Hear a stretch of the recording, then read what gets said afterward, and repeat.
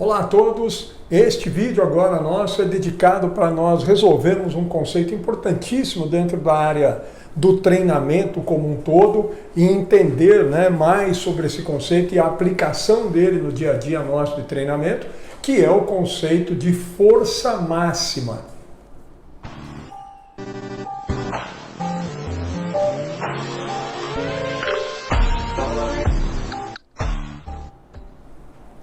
Pessoal, vamos lá então, toda a atenção aí, porque aqui costuma ter, com relação à força máxima, nós costumamos ter muitos problemas do ponto de vista de entendimento, até mesmo do conceito, e a partir daí isso traz desdobramentos e equívocos relacionados ao treinamento da força máxima em si.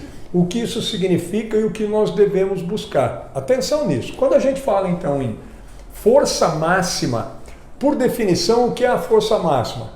É a capacidade máxima de um músculo gerar tensão.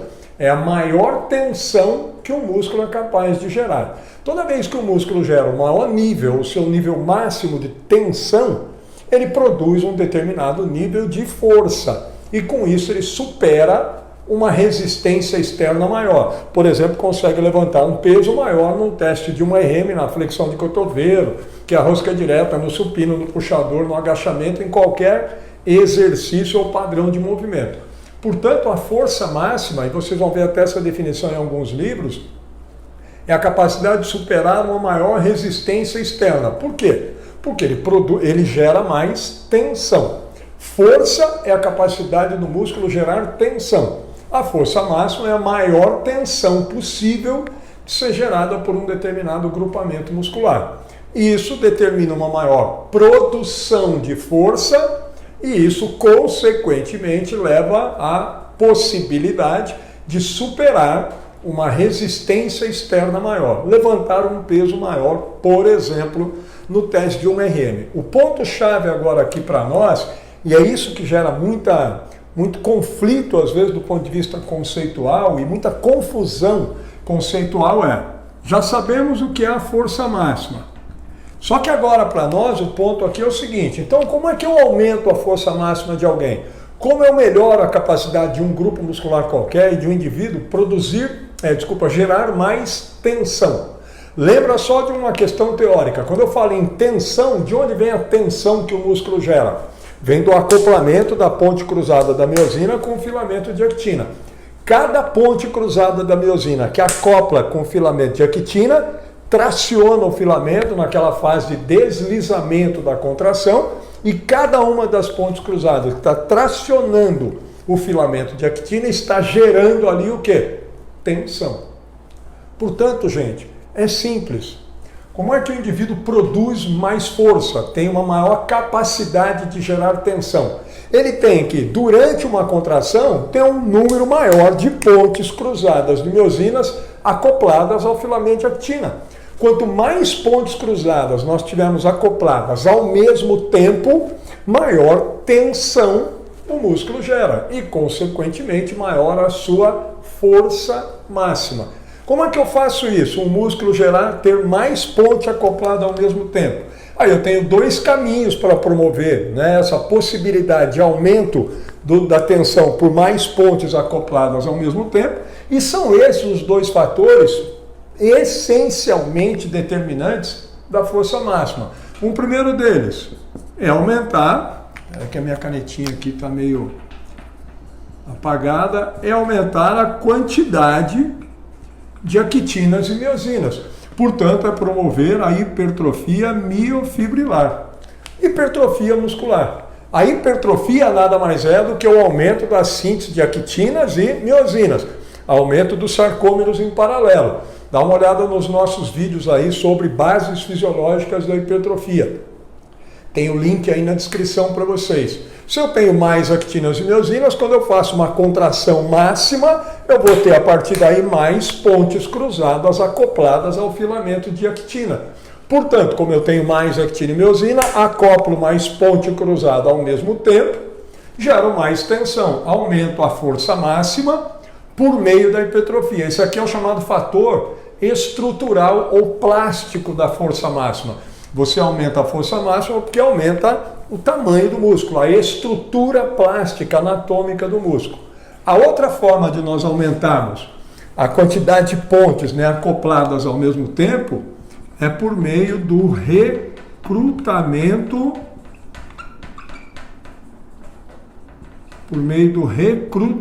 motor. O que significa recrutamento motor mesmo? Lembra? Lá na medula nós temos os motoneurônios, a alfa lá que projetam os axônios para as fibras musculares. Cada uma das terminações nervosas aqui dos axônios, quando faz sinapse com uma fibra, isso aqui é uma junção neuromuscular ou a placa motora. O número total de fibras inervadas por um único motoneurônio é a tal da unidade motora. Se eu conseguir, durante uma contração máxima minha, se o meu sistema nervoso central conseguir mandar a salva excitatória para baixo, para a medula, e eu conseguir recrutar um número máximo de motoneurônios, eu vou ter lá nos músculos um maior número de fibras recrutadas ao mesmo tempo, ou seja, um maior número de unidades motoras recrutadas ao mesmo tempo.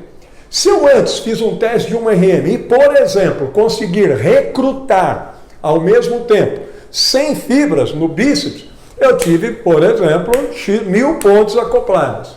Agora, num outro dia qualquer, num teste de 1RM, eu consigo recrutar 120 fibras, então eu vou ter mais pontes cruzadas acopladas ao mesmo tempo, porque eu tive mais fibras recrutadas pelo sistema nervoso central. Eu tive mais fibras contraindo simultaneamente, contraindo ao mesmo tempo. Isso aqui aumenta a minha produção máxima de força.